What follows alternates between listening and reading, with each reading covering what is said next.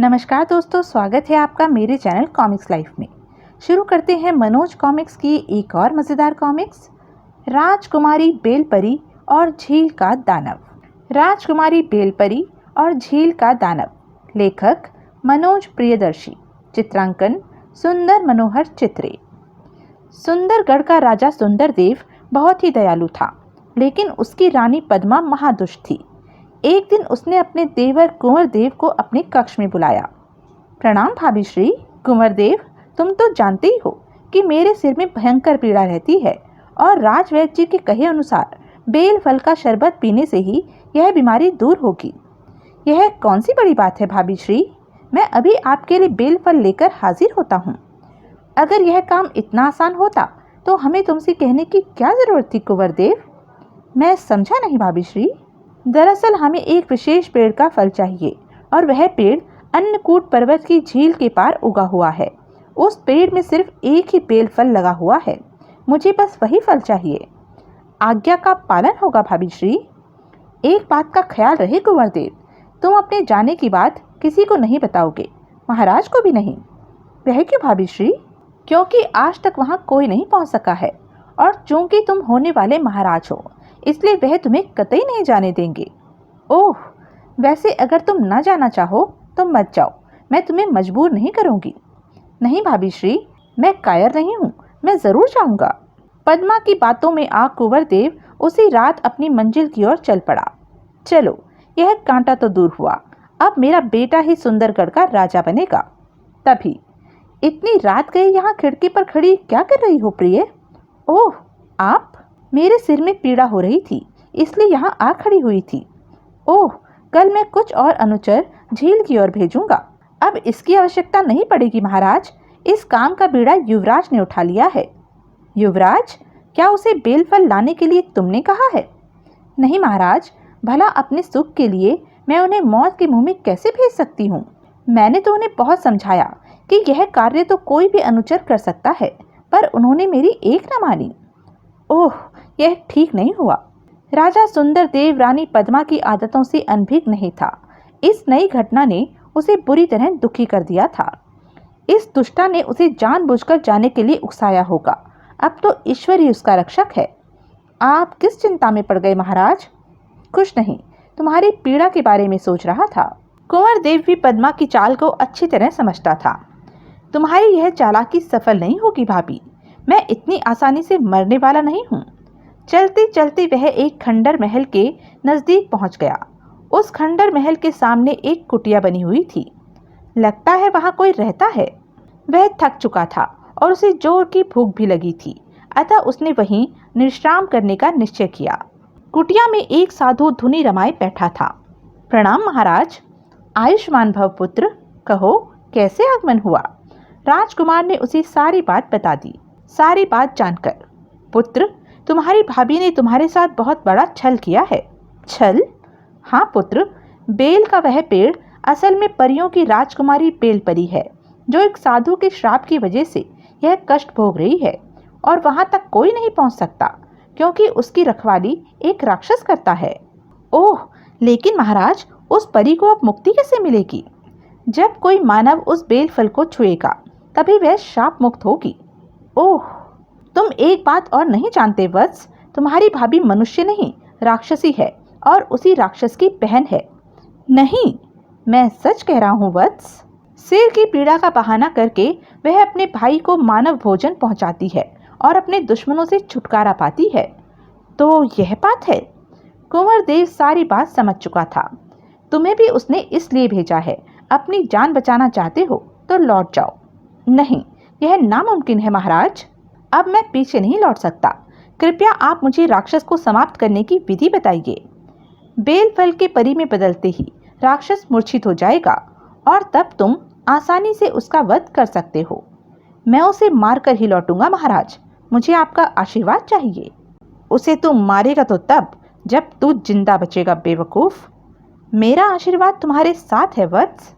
राजकुमार क्या जानता था कि साधु के वेश में यह वही राक्षस था जिसे वह मारने की बात कर रहा था। बड़ा हुष्ट पृष्ठ है, इसका मांस खाकर बड़ा मजा आएगा। उसने कुंवर देव को पूरी तरह अपने विश्वास में ले लिया था। भोजन कर लिया वत्स? जी महाराज। अब तुम आराम करो, कल मैं तुम्हें अन्नकूट पर्वत के पास पहुंचा दूंगा। जो आज्ञा महाराज। कल देखूंगा उस राक्षस को। सुबह होने पर। बेटा, आज भी मुहूर्त ठीक नहीं है, हम कल चलेंगे। यही बात इसने कल भी कही थी। और फिर जब उससे अगले दिन भी साधु ने उसे टाल दिया तो कुंवर देव को आभास हो गया कि साधु उसे बहला रहा है। आज मैं एक अति आवश्यक कार्य से नगर में जा रहा हूँ वत्स, कल अवश्य चलूंगा। ओह! जाने से पहले उसने राजकुमार को कुछ हिदायतें दी। वत्स, भूल कर भी उस खंडर महल में मत चले जाना, वह जगह शापग्रस्त है। तुम वहां गए तो मैं किसी भी अनिष्ट का जिम्मेदार नहीं होऊंगा। मैं कहीं नहीं जाऊंगा महाराज। लेकिन साधु के जाते ही कुंवर देव का दिमाग सक्रिय हो उठा। साधु ने मुझे खंडर महल में जाने से क्यों रोका? जरूर इसमें कोई भेद है। अगर खंडर महल शापग्रस्त है तो वह स्वयं उसमें क्यों आता जाता है? काफी देर सोचने के बाद उसने खंडर महल में जाने का निश्चय किया। खंडर महल का भेद जानना जरूरी है। क्या पता वह खंडर महल बेलपरी से संबंधित हो। उसे मालूम हो चुका था कि खंडर महल की चाबियां साधु कहाँ रखता था। अरे, ये तो 7 चाबियां हैं। कुछ ही देर बाद महल में घूमता घामता वह एक ऐसी राहदारी में पहुंचा जिसके दोनों ओर 7 कमरों के दरवाजे थे। उन दरवाजों में बड़े बड़े ताले लगे हुए थे। यह चाबियां इन्हीं कमरों के तालों की होगी। एक एक को खोलकर देखता हूँ। पहला कमरा खोलते ही, अरे, इसमें तो अनाज की बोरियां भरी हुई हैं। फिर उसने दूसरे कमरे का ताला खोला, इसमें मूल्यवान वस्त्रों का भंडार। फिर वह तीसरे कमरे में पहुंचा। हे भगवान, इतने सारे हथियार, ये तो पूरी सेना के काम आ सकते हैं। इस तरह एक एक कमरा खोलता राजकुमार आगे बढ़ता रहा। किसी में सोना चांदी था तो किसी में हीरे जवाहरात। अंत में कुंवर देव 7वें दरवाजे पर पहुंचा। देखें इस कमरे में क्या निकलता है। जैसे ही उसने दरवाजा खोला, उसके ऊपर एक नर कंकाल आ गिरा। उफ! फिर अंदर का दृश्य देखकर उसकी आत्मा कांप उठी। हे ईश्वर, इस कमरे में तो कंकाल ही कंकाल भरे हैं। एकाएक सारे कंकाल हंसने लगे। ये क्या माया है? कहीं मैं भूतों के चक्कर में तो नहीं फंस गया? कुंवर देव डरपोक नहीं था। जब उसने देखा कि कंकाल हंसने के अलावा उसे कोई नुकसान नहीं पहुंचा रहे हैं तो उसकी जान में जान आई और उसने पूछा, तुम लोग कौन हो और हंस क्यों रहे हो? तेरी नादानी पर हंस रहे हैं। तू मूर्ख है। हम भी कभी तेरी तरह इंसान थे। हम भी कभी तुम्हारी तरह बेल फल की तलाश में निकले थे और इस साधु के चक्कर में फंस गए थे। असल में यह साधु उसी झील का राक्षस है। क्या कह रहे हो तुम? तुम्हें सच्चाई बता रहा हूँ राजकुमार, तुम भी हमारी तरह कंकाल बन जाओगे। तो यह बात है, वह इसीलिए मुझे रोज टाल रहा था। हकीकत जानने के बाद राजकुमार बेहद चिंतित हो उठा था। उस धूर्त से बचने का कोई रास्ता हो तो मुझे बताओ। कोई रास्ता नहीं है। वह बहुत चालाक और ताकतवर है। तुम्हारी भी यही दशा होगी जो हमारी हुई है। लेकिन राजकुमार इतनी जल्दी हिम्मत हारने वाला नहीं था। वह मुझे कंकाल कैसे बनाएगा? हाँ, यह हम बता सकते हैं। सुनो, इस खंडर महल के बाहर एक बहुत बड़ा अलाव है। उस पर एक विशालकाय कड़ाहा चढ़ा हुआ है। वह राक्षस इस समय तेल लेने गया है। बस तेल खोलते ही वह धोखे से तुम्हें उस कड़ाहे में डाल देगा। फिर तुम्हें तलने के बाद तुम्हारे शरीर का सारा मांस खाकर तुम्हारा कंकाल इस कमरे में फेंक देगा। मैं कंकाल नहीं बनूंगा दोस्तों। और फिर राजकुमार सारे कमरे बंद करके अपने बचाव का रास्ता सोचता हुआ वापस कुटिया की ओर लौट पड़ा। साधु तो गया हुआ है, मैं यहाँ से भाग जाऊं तो वह मेरा क्या कर लेगा? लेकिन अगले पल, नहीं, मैं कायर नहीं हूँ। उस दुष्ट को सजा दिए बिना मैं नहीं जाऊंगा। मन ही मन कोई निर्णय कर वह सो गया। सुबह जब उसकी नींद खुली तो साधु उसके सामने था। वह उसके हृष्ट पुष्ट शरीर को बड़ी ललचाई नजरों से देख रहा था। उसे आंखें खोलता देख साधु सकपका गया था और उसने इधर उधर की बातें शुरू कर दी थी। शीघ्र ही वह अपने मतलब की बात पर आ गया। आज हम अन्नकूट पर्वत पर अवश्य चलेंगे वत्स, पर पहले एक काम कराओ। कैसा काम महाराज? खंडर महल के आंगन में एक कड़ाहे में तेल है, उसे देख कर आओ कि वह खौल रहा है या नहीं। क्षमा कीजिए महाराज, मुझे नहीं मालूम कि तेल खौलता कैसे है। अरे, क्या तुमने कभी खौलता तेल नहीं देखा? कैसे देखता महाराज? मैं ठहरा राजकुमार। राजकुमार ने उसी का जूता उसके सर पर मारने का निश्चय किया था। आप मेरे साथ चलकर एक बार बता दीजिए, फिर जब तक तेल नहीं खौलेगा मैं देखता रहूंगा और तेल खौलते ही आपको बता दूंगा। यह भी ठीक है, आओ मेरे साथ। चालाक साधु खुद अपने जाल में फंस गया था। तलने के बाद इसका मांस कितना स्वादिष्ट हो जाएगा। आज तक तूने दूसरों को तला है, आज जब तू खुद तला जाएगा तब तुझे पता चलेगा। शीघ्र ही। देखो राजकुमार, तेल ऐसे खौलता है। आओ राजकुमार, क्या सोचने लगे। राजकुमार लापरवाह सा साधु की ओर बढ़ा और उसे अपने दोनों हाथों पर उठा लिया। धूर्त, ले देख तेल कैसे खोलता है। अगले ही पल छपाक, खौलते तेल में गिरते ही साधु अपने असली रूप में आ गया और बुरी तरह तड़पने लगा। राक्षस ने बाहर निकलने की बहुत कोशिश की, लेकिन सफल नहीं हो सका और उसका प्राणांत हो गया। राक्षस के मर जाने से राजकुमार ने चैन की सांस ली। यह तो बड़ी आसानी से मर गया। तभी दरवाजा खोलो राजकुमार, दरवाजा खोलो। अरे, यह आवाजें तो कंकालों वाले कमरे की ओर से आ रही हैं। राजकुमार भागकर वहां गया और फिर जैसे ही उसने ताला खोला वह सुखद आश्चर्य से भर गया। अरे, आप लोग कौन हैं और वे कंकाल कहाँ गए। हमें वह कंकाल थे राजकुमार, राक्षस के मरते ही हम जीवित हो गए। यह जीवन आपकी ही देन है राजकुमार, हम आपके लिए कुछ भी कर सकते हैं, अपनी जान भी दे सकते हैं। मुझे शर्मिंदा न करो मित्रों, जीवन देने वाला तो ईश्वर होता है और उसी ने मुझे यहाँ भेजा था। तुम महान हो राजकुमार। अब आप लोग अपने घर जाइए, आपके परिवारजन आपको जीवित देखकर बहुत खुश होंगे। नहीं राजकुमार, हम भी आपके साथ जाएंगे। नहीं भाइयों, नहीं, यह कार्य मुझे अकेले को ही करना होगा। फिर राजकुमार ने उन सबको समझा बुझाकर उनसे विदा ली। राक्षस मारा गया। अब बेलपरी तक पहुंचना आसान हो जाएगा, लेकिन यह उसकी भूल थी। रानी को मालूम हो चुका था कि उसका भाई मारा जा चुका है, अतः उसने एक खतरनाक चुड़ैल को, जो महल में उसकी खास दासी के रूप में रह रही थी, अपने पास बुलाया और कुछ देर तक उसे कुछ समझाती रही। फिर समझ गई ना, वह जीवित नहीं बचना चाहिए। जो आज्ञा महारानी जी। फिर वह चुड़ैल अपने असली रूप में आकाश मार्ग से अन्नकूट पर्वत की ओर उड़ चली। उधर राजकुमार किसी तरह के खतरे से अनभिज्ञ अन्नकूट पर्वत पर जा पहुंचा था। पर्वत तो आ गया, अब झील ढूंढनी पड़ेगी। काफी देर भटकने के बाद उसे एक झील दिखाई पड़ी। ओह, वह रही झील। मुझे बिना कोई देर किए बेलफल तोड़ लेना चाहिए। वह झील में कूद पड़ा और तैरता हुआ दूसरे किनारे तक जा पहुंचा। कुछ ही क्षण बाद वह रहा बेलफल। भाभी श्री का मुझे मारने का यह षड्यंत्र तो अब असफल हो गया। ठीक उसी समय रानी की भेजी हुई चुड़ैल वहां आ पहुंची। ओह, अब इसे मारना बहुत मुश्किल है, इसे किसी तरह फल से अलग करना पड़ेगा। राजकुमार पुनः झील पार कर अपने घोड़े पर सवार होकर सुंदरगढ़ की ओर चल पड़ा। अगर यह सही सलामत सुंदरगढ़ पहुंच गया तो मेरी खैर नहीं। अगले ही पल वह चील बनकर तुरंत उसका पीछा करने लगी। बेलफल को इससे कैसे अलग करूं? चलते चलते शाम हो गई।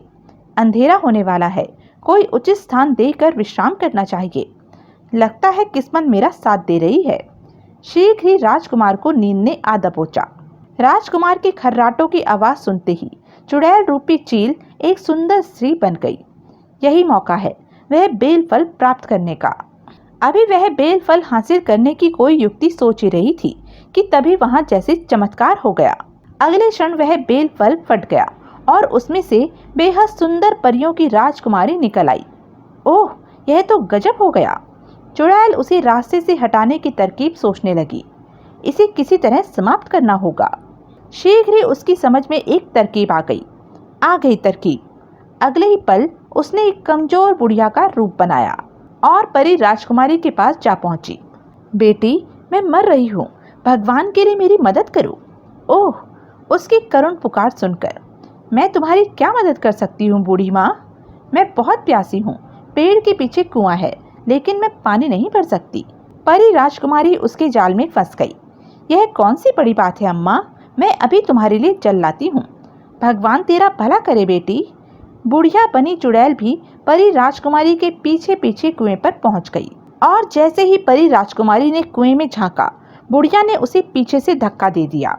बेवकूफ, चली थी रानी बनने। अपने काम से निपटने के बाद वह बेसुध सोते राजकुमार के पास पहुंची। हा हा हा, अब इसे कोई नहीं बचा सकता। तभी उसके दिमाग में एक युक्ति आई। इसे तो अब मैं कभी भी खा सकती हूँ, क्यों ना इसे उल्लू बनाकर कुछ दिन रास्ती सूखी भोग लूं, और फिर अगर मैंने थोड़ी बुद्धि से काम लिया तो इसे मारकर खुद रानी बन सकती हूँ। यह सोच उसने मंत्र बल से परी राजकुमारी का रूप धारण किया और पेड़ के नीचे बैठ गई। अगले दिन सुबह जब राजकुमार नीचे उतरा तो परी राजकुमारी को देखकर चौंक उठा। अरे, तुम कौन हो और इस जंगल में क्या कर रही हो? मैं बेल परी हूँ राजकुमार। ओह बेल परी, आपने मेरा उद्धार किया है, इसलिए आपके सोते समय मैं आपकी रक्षा कर रही थी। अपूर्व सुंदरी बेल परी को देख कुंवरदेव बहुत खुश हुआ, लेकिन उसके दिल में कुछ शंकाएं भी थी। तुम तो बेल के रूप में थी, फिर स्त्री कैसे बन गई? आपके द्वारा फल को छूते ही मैं शाप मुक्त हो गई थी। तब तो तुम्हें उसी समय बेल परी के रूप में आ जाना चाहिए था, लेकिन ऐसा हुआ नहीं था। हाँ, मैं तब भी अपने असली रूप में आ सकती थी, लेकिन मैंने सोचा कि यह काम मैं आपके राज्य पहुंचकर करूंगी, पर आपके सोने की वजह से मुझे अपना इरादा बदलना पड़ा। और एक बात और भी है राजकुमार। कौन सी बात? चुड़ैल ने अपनी चाल चलनी शुरू की। तुम्हारे बड़े भाई की पत्नी राक्षसी है और उसी राक्षस की बहन है जिसे तुमने मारा है। मुझे मालूम है। कैसे? उसके भाई यानी उस राक्षस ने मरने से पहले मुझे स्वयं बताया था। वह मुझे देखकर तुम्हें बहकाने की कोशिश करेगी, कहेगी मैं बेल परी नहीं चुड़ैल हूँ, उसकी दासी हूँ। तुम चिंता मत करो, मैं उसके जाल में नहीं फंसूंगा। राजकुमार को अपने वश में करके चुड़ैल बहुत खुश थी। अब आएगा आनंद। भैया भाभी की हकीकत कभी नहीं स्वीकारेंगे, मुझे उसे खत्म करना होगा। फिर दोनों घोड़े पर सवार होकर सुंदरगढ़ की ओर चल पड़े। तुम उसकी कोई बात सुनने से पहले ही उसका सर धड़ से अलग कर देना। मैं भी यही सोच रहा हूँ, बस महाराज की चिंता है, उन्हें बहुत दुख होगा। और फिर सुंदरगढ़ पहुँचने पर राजकुमार की जय हो। बहू तो बहुत सुंदर लाए हैं राजकुमार। राजकुमार बेल परी के साथ सीधा दरबार में पहुंचा। कुंवरदेव, मुझे तुम पर गर्व है मेरे भाई। महाराज, ये परियों की राजकुमारी बेल परी है। राक्षस को मारकर मैंने इसका उद्धार किया है। आपकी आज्ञा हो तो मैं इससे विवाह करना चाहता हूँ। आज्ञा है। राजकुमार बेल परी को लेकर महल में पहुंचा। प्रणाम भाभी श्री। प्रणाम। ये बेल परी है भाभी श्री, महाराज ने मुझे इससे विवाह करने की आज्ञा दी है। रानी राजकुमार की बात सुनकर गुर्रा उठी। बेवकूफ लड़के, यह एक चुड़ैल है, तुझे खा जाएगी। बेल परी ने ठीक कहा था, इसका सिर धड़ से अलग करना ही होगा। और फिर इससे पहले कि रानी कुछ समझ पाती, तो रानी नहीं बल्कि राक्षसी है, उस राक्षस की बहन जिसे मैं मार कर आ रहा हूँ। खचाक! आह! गर्दन कटते ही रानी अपने असली रूप में आ गई थी। यह सूचना जब सुंदर देव तक पहुंची तो वे ठगी से रह गए। महाराज, युवराज ने रानी को मार डाला और मरते ही वह राक्षसी बन गई है। ओह, रानी राक्षसी थी? राक्षसी? राक्षसी? वे तुरंत महल में पहुंचे। महाराज, मैं शर्मिंदा हूँ, लेकिन क्या करता? कहकर राजकुमार कुंवरदेव ने सुंदर देव को सारी बात बता दी। सारी बात सुनकर, इसमें शर्मिंदा होने की कोई बात नहीं है कुंवरदेव, तुमने तो एक अच्छा काम किया है। इस राक्षसी ने अनजाने में मुझसे बहुत पाप करवाए हैं, मुझे प्रायश्चित करना होगा। ओह! उन्होंने तुरंत दरबार में पहुंचकर घोषणा की, बेल परी से विवाह के फौरन बाद युवराज कुंवरदेव का राज्याभिषेक होगा और उसी दिन मैं अपने मन की शांति के लिए वन को चला जाऊंगा। अब आएगा मजा। ओह! थोड़े दिनों के बाद शुभ मुहूर्त में बेल परी बनी चुड़ैल से कुंवरदेव का विवाह हो गया। अगले दिन कुंवरदेव का राज्याभिषेक हुआ। महाराज कुंवरदेव की जय, महारानी बेल परी की जय। पहले तो रानी की जूठन मिलती थी, अब रोजाना ताजा शिकार करूंगी और मजे से खाऊंगी। उधर उस कुएं में जिसमें बेल परी को धक्का देकर चुड़ैल ने गिराया था, एक सुंदर बेल का पेड़ निकल आया था जिसमें सिर्फ एक ही बेल फल लगा हुआ था। एक दिन जब एक साधु कुएं पर पानी पीने आया तो ओह, यह तो कोई अभिशप्त परी है। फिर उसने अपनी दिव्य दृष्टि से ही सारा हाल जान लिया था। तो यह बात है, वह चुड़ैल बेल परी की जगह खुद सुंदरगढ़ की रानी बनी बैठी है। मुझे इस बेल फल को सुंदरगढ़ पहुंचाना होगा। और अगले दिन सुबह सुंदरगढ़ में महाराज, एक साधु महाराज आपसे मिलना चाहते हैं। साधु? उन्हें आदर सहित अंदर ले आओ प्रहरी। और फिर जैसे ही साधु दरबार में आया, चुड़ैल घबरा उठी। इनके हाथ में यह बेलफल कैसा? प्रणाम महाराज, आपके चरण स्पर्श से हमारा महल धन्य हो गया। चिरंजीव रहो वत्स। साधु राजा के सत्कार से बहुत खुश हुआ। दीर्घायु हो राजन। इधर से गुजर रहा था, सोचा तुम्हें कुछ उपहार देता चलूं। आपका आशीर्वाद ही बहुत है महाराज। वह तो है ही, लेकिन साथ में मैं यह चमत्कारी बेलफल भी लाया हूँ। इसे छूते ही तुम्हें असीम सुख प्राप्त होगा। ओह! चमत्कारी बेलफल का जिक्र सुनते ही रानी का माथा ठनका। ठहरो स्वामी, मुझे तो यह कोई धूर्त नजर आ रहा है जो आपका अनिष्ट करना चाहता है। यह तुम क्या कह रही हो रानी? रानी एकदम ठीक कह रही है वत्स। क्या मतलब महाराज? अनिष्ट तो होगा राजन, लेकिन तुम्हारा नहीं बल्कि रानी का। तभी तो वह तुम्हें रोक रही है। यह बकवास कर रहा है, तुम्हारी रानी का अपमान कर रहा है। इसे मार दो। फिर वह पास खड़े सेनापति की तलवार खींचकर साधु की ओर झपटी। मैं तेरा खून पी जाऊंगी कपटी साधु। यह क्या पागलपन है प्रिय? रानी बेलफल को देखकर पागल हो गई है राजन, क्योंकि आप द्वारा इसे छूते ही इसका सारा भेद खुल जाएगा। भेद? कैसा भेद? यही कि यह बेलपरी नहीं बल्कि चुड़ैल है। असली बेलपरी तो इस बेलफल के अंदर बंद है। ओह नहीं, यह झूठ है। राजा शंकित हो उठा था, अतः उसने रानी के मना करने के बाद भी बेलफल को छू दिया। बेलफल फट गया। बेलफल से निकलती बेलपरी से मिलती जुलती दूसरी बेलपरी है। महाराज, असली बेलपरी मैं हूँ। इस औरत ने मुझे धोखे से कुएं में धकेल दिया था। कुंवरदेव अब सारा मामला समझ चुका था। वह सैनिकों से बोला, गिरफ्तार कर लो इस दुष्टा को। अपना भेद खुलते देख चुड़ैल ने भागने की कोशिश की, लेकिन बचने का कोई रास्ता न देख चुड़ैल अपने असली रूप में आ गई। मैं सबको कच्चा चबा जाऊंगी। ओह! लेकिन तभी साधु ने अपने कमंडल से जल निकालकर मंत्र पढ़ते हुए उसे चुड़ैल की ओर उछाल दिया। अभी मंत्रित किया हुआ जल चुड़ैल पर पड़ते ही, ओम शिवा, तूने बहुत पाप किए हैं, लेकिन फिर भी मैं तुझे मुक्त करता हूँ। नहीं! उसके शरीर में आग लग गई। मर गई, बचाओ। भैया की तरह मैं भी धोखा खा गया था। चुड़ैल के समाप्त होते ही सबने चैन की सांस ली। आज से सुंदरगढ़ राक्षसों के चंगुल से मुक्त हुआ। अब जब तक बेलपरी जीवित है, कोई राक्षस इधर को मुंह भी नहीं करेगा। ईश्वर का लाख लाख शुक्र है। साधु ने अपने सामने ही बेलपरी और कुंवरदेव का विवाह करा दिया। फिर एक दिन साधु वहां से प्रस्थान कर गया। राजा कुंवरदेव बेलपरी के साथ आराम से अपनी जिंदगी सुखपूर्वक बिताने लगा। तो यह थी मनोज कॉमिक्स की एक मज़ेदार कॉमिक्स। ऐसी ही मज़ेदार कॉमिक्स के लिए बने रहें मेरे साथ। और हाँ, मेरे चैनल को लाइक, शेयर और सब्सक्राइब करना ना भूलें। धन्यवाद।